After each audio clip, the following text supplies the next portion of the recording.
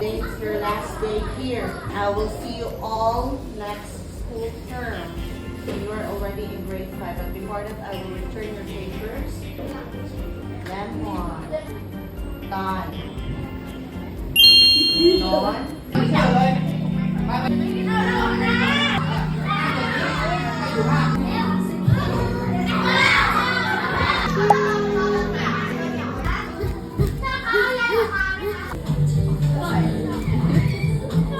This one? This. Mahal kita.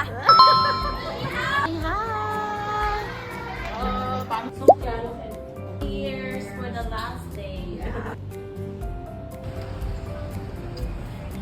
Sometimes.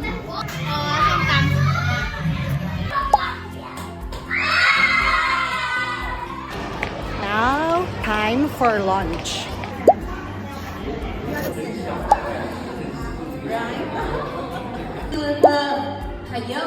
Oh my gosh!